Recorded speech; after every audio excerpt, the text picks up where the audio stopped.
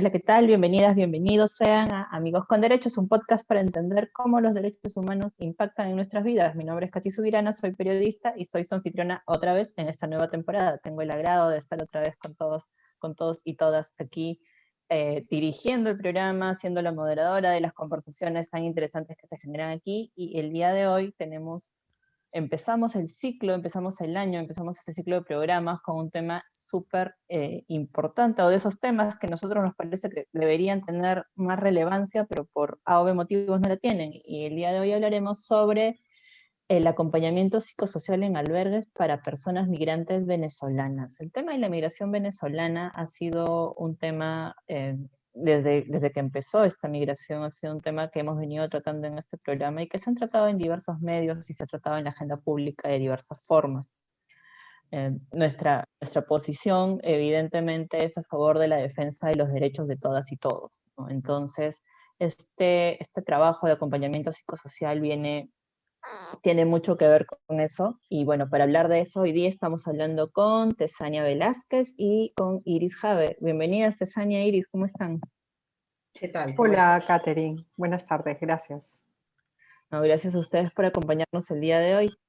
Podríamos empezar contándole un poquito a las personas que siguen a qué se refiere esta idea de acompañamiento psicosocial.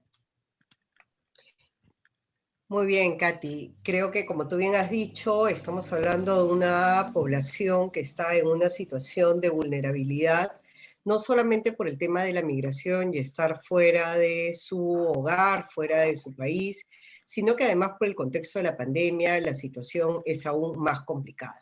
El acompañamiento psicosocial es una estrategia para poder, de alguna manera, acompañar a las personas considerando toda la dimensión que involucra no solamente las cuestiones emocionales, sino también las cuestiones relacionales, sociales, familiares. Entonces, el acompañamiento psicosocial es esta estrategia para poder darle soporte y apoyo emocional a las personas que están en una situación de vulnerabilidad, como es el caso de los migrantes y refugiados venezolanos, y más aún aquellos que están en situación de albergue, ¿no? Que no han podido instalarse en nuestro país, sino que están, ya sea de manera transitoria, en casas de acogida, en casas hogares, donde es sumamente importante contar con este apoyo.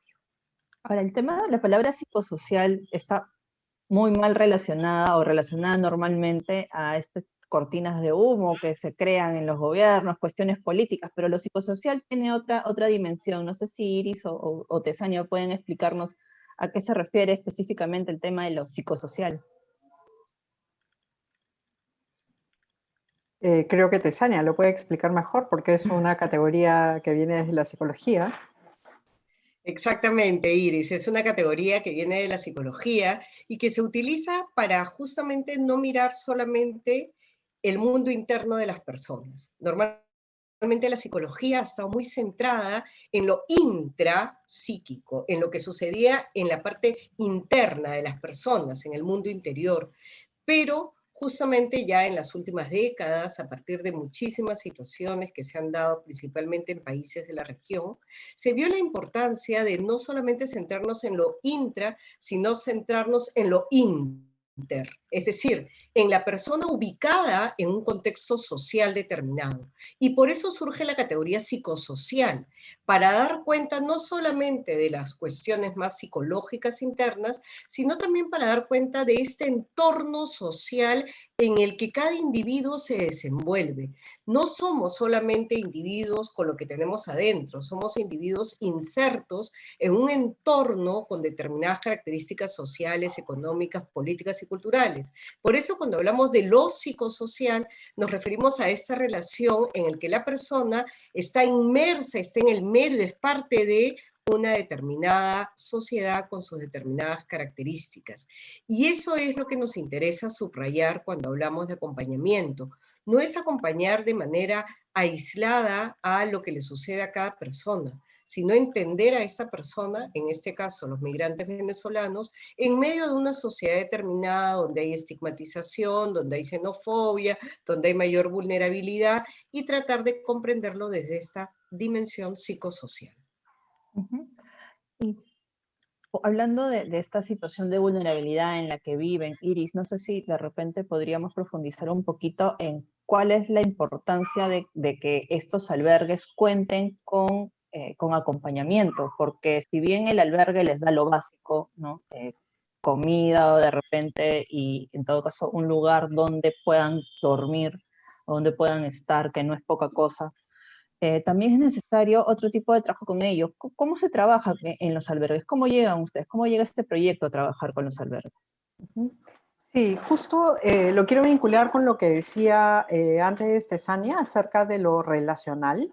Creo que nos interesamos, desde hace varios años el Instituto viene trabajando en relación con la población venezolana desde un enfoque de derechos humanos y ahora lo que hemos añadido es un enfoque psicosocial.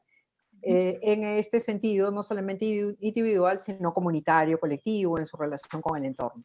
Entonces, nuestra intervención en esta ocasión ha consistido en conocer cómo están funcionando estos albergues, porque primero no se conoce cuántos hay exactamente. Partimos de un primer número que proporcionaba la última información de la Organización Internacional de Migraciones, que hablaba de 28 lugares en todo el país. Sin embargo, no solamente son albergues, algunos son unas casas de acogida o algunos hoteles que fueron rentados por algunos meses. Nosotros hemos hecho un estudio en 10 albergues que están funcionando, que acogen a población venezolana. Y lo que intentamos comprender fue cómo funcionan, quién los financia, cómo es el ingreso de las personas, qué tipo de servicios le prestan, cuáles son las relaciones que establecen dentro y fuera del albergue, cuáles son las normas de convivencia dentro, cómo se vinculan hacia afuera, en qué momento entran, en qué momento pueden salir, van niños, van mujeres, van adultos mayores.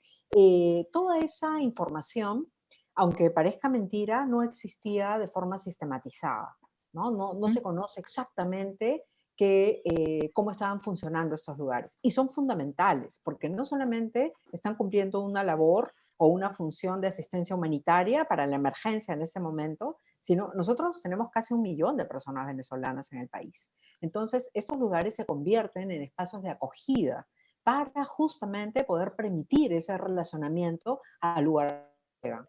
Entonces, primero, conocer cuántos son es fundamental para luego generar algún tipo de política pública. Luego, conocer cómo funcionan, qué tipo de criterios tienen, cómo es que reciben a las personas, cuando entran, cuando salen, cómo es la gestión en los albergues, también es fundamental, porque ya se habla de un modelo de albergues en otras partes del mundo donde ha habido población refugiada o donde ha habido población migrante, ¿no? Porque este no es un fenómeno solo que ocurre en Perú, sino en otras partes del mundo. Pero para hablar de albergues aquí tenemos que además asentarlos en nuestra realidad, en el contexto nacional en el que vivimos.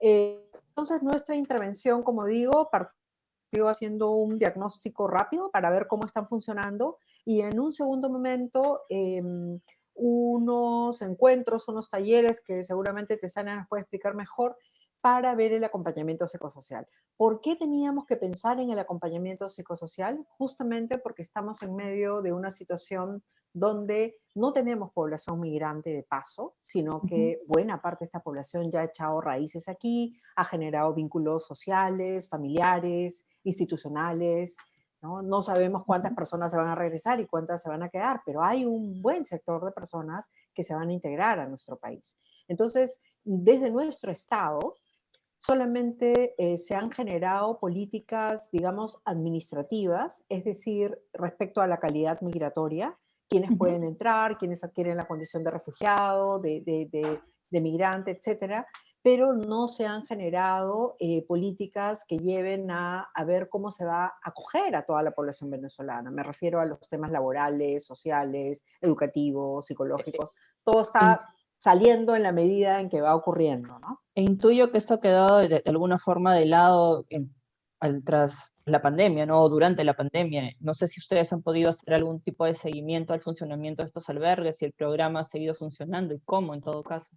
Sí, justamente ha sido un proyecto muy, muy interesante, digamos, porque primero que hemos sido un equipo multidisciplinario, Ujú. con gente desde la comunicación, la ciencia política, la antropología y la psicología.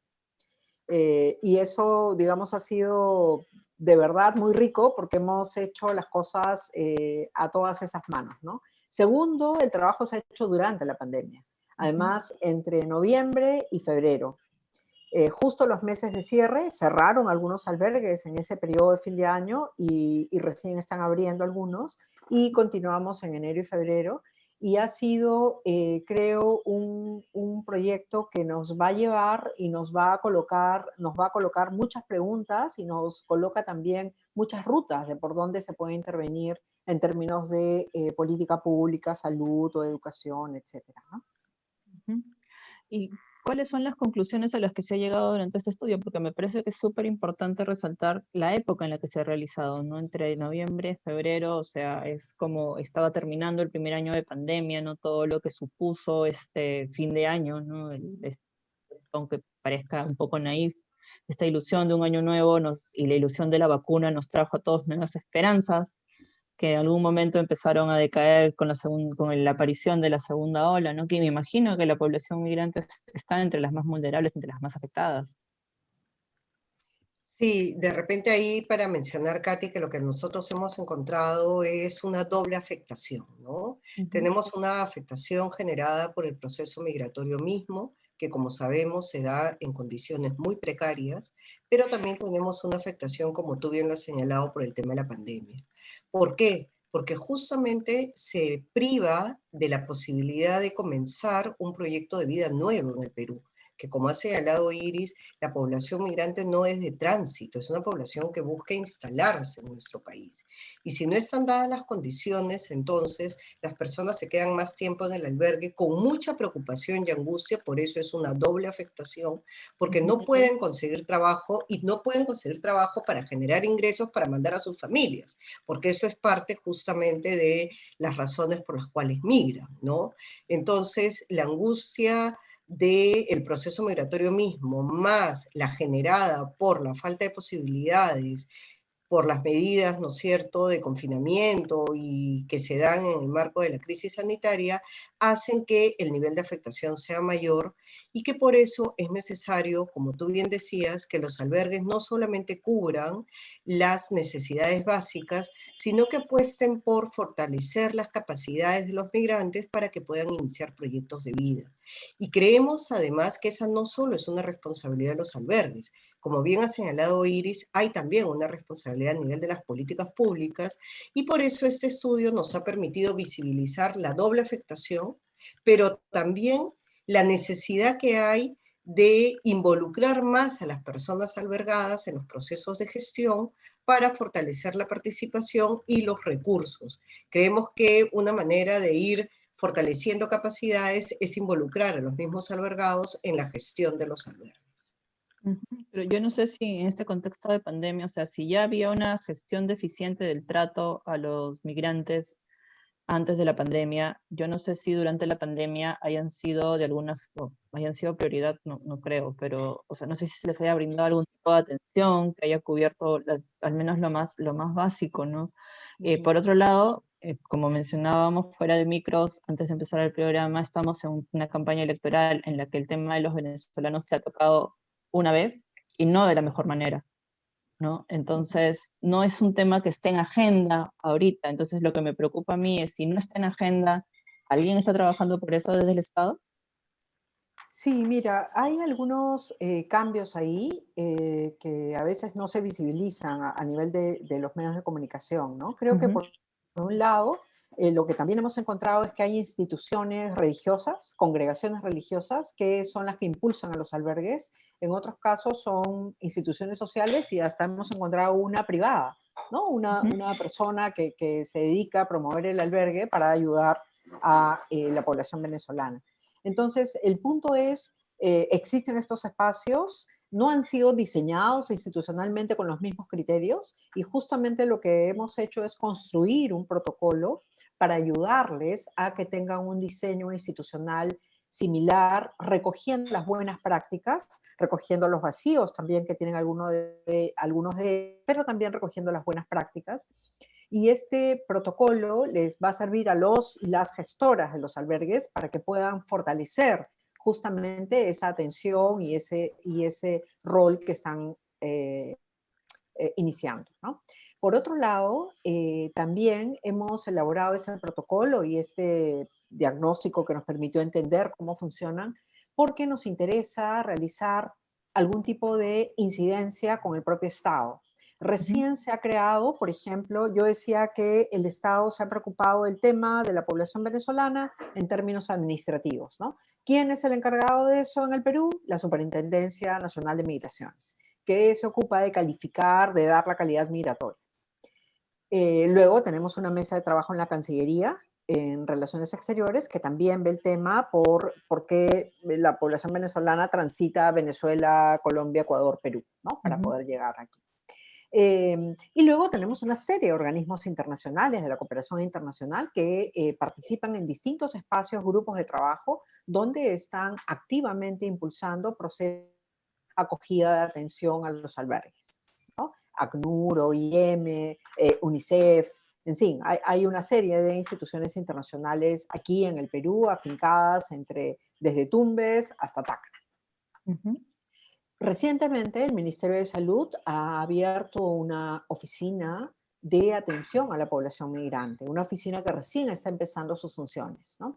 Y a nosotras nos parece fundamental poder presentar estos resultados a esta oficina. La han creado porque ven que tienen que atender desde el punto de vista de la salud mental, desde el impacto psicosocial, y sin embargo no tienen las herramientas para hacerlo, ¿no? Las políticas hay que hacerlas en base a información, en base a investigación. Y entonces nos parecía fundamental poder presentar estos resultados para que tanto el protocolo, donde hemos tratado de unificar cuáles son esas buenas prácticas y cómo deberían de funcionar los albergues, puedan serles útiles a estas nuevas oficinas, instancias que se están creando en el Estado, ¿no? Por eso digo, no, eso no se ve a nivel masivo, pero creo que es un diseño institucional que puede ser interesante de empujar el rol que tiene la universidad desde la investigación para que pueda ser abordado absorbido o asumido por estas instancias estatales. Y además de esta doble, lo que mencionaba hace un momento Tessania, ¿no? Esto de que había una doble afectación, ¿cuáles son algún otro hallazgo que haya sido súper importante de resaltar? Algo que nos parece importante subrayar y resaltar a partir de este estudio es reconocer que la falta de información es el principal escollo para diseñar políticas. Creo que lo que acaba de señalar Iris es fundamental.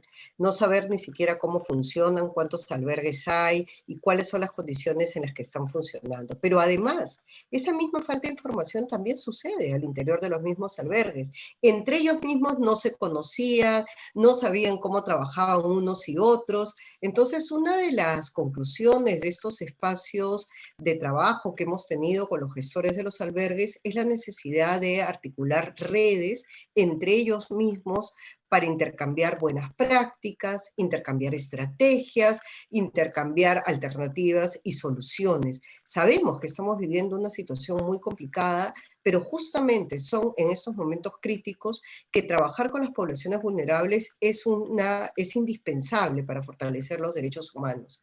Y creo que este espacio de intercambio entre los gestores de los albergues ha permitido darse cuenta que también entre ellos es necesario fortalecer estas redes para que la información pueda ser conocida de que hay albergues solo para mujeres, hay albergues solo para familias, y datos y buenas prácticas de gestión y de acompañamiento psicosocial que vienen implementando y que eso pueda de alguna manera trabajarse de manera articulada y en red. Y en ese sentido nos ha parecido un hallazgo relevante. Bueno, pero sí, dime Iris. No, solo quería añadir también a lo señalado por Tessania que otro de los aprendizajes, digamos, tiene que ver con el trabajo remoto, ¿no? Todo este trabajo, te decíamos, lo hemos hecho durante el contexto de la pandemia y todo ha sido a nivel del taller, incluso los talleres que se han realizado han sido a través de la computadora y aún así se han conectado las personas que han intervenido como gestoras y gestores de los albergues que están muy interesadas en hacer que estos funcionen bien, ¿no? Que tengan algunos criterios básicos, que se relacionen entre ellos, que se conozcan, no se conocían muchos de ellos, que se puedan conocer y que intervengan y que juntos puedan enfrentar soluciones para la población vulnerable a la que están atendiendo. Pero claro, no lo pueden hacer solos, tiene que ser con acompañamiento del Estado, ¿no? Y por eso nuestra apuesta es impulsar ese diálogo y esa atención de parte del Estado. Y las personas interesadas, porque me imagino que no solamente al Estado le interesará esta información que ha salido del estudio, ¿dónde pueden encontrar el estudio? ¿Dónde se puede comprar el libro? ¿Está para descargar? ¿Hay un ebook? ¿Cuál es el...? Sí, ya tenemos el estudio colgado en las redes sociales del IDEPUC, en la página web www.idepuc.edu.pe, pero además están en todas las redes sociales, en Facebook, en Twitter, en Instagram. Está tanto el diagnóstico como el protocolo. Ambos documentos han sido colgados. Ha sido posible, digamos, hacer todo lo que tiene que ver con la edición, el diseño, en fin, y una campaña de comunicación para poder informar y dar cuenta de mejor manera de este trabajo. Todo esto ha sido posible gracias a la cooperación canadiense, al Fondo de Iniciativas Locales de Canadá, que es un fondo concursable en el que el IDEPUC desde la universidad participó para poder llevar adelante ese proceso. Y ya está y está en descarga libre, efectivamente. Perfecto, muchísimas gracias Iris y Tesania por haber estado en el programa de hoy, en el primer programa del año. Ya saben, todas las personas interesadas en conocer este informe, el diagnóstico y el protocolo pueden entrar a la web del IDEPUC o a las redes del IDEPUC. Disculpen, mi gato acaba de llorar, cosas que pasan con el teletrabajo, a veces se cuelan los sonidos. Bueno, muchísimas gracias otra vez por haber estado aquí y ya saben que pueden seguirnos en nuestra cuenta de Spotify y a través de nuestras redes sociales. Nos encontramos en el próximo programa. Gracias. Hasta luego.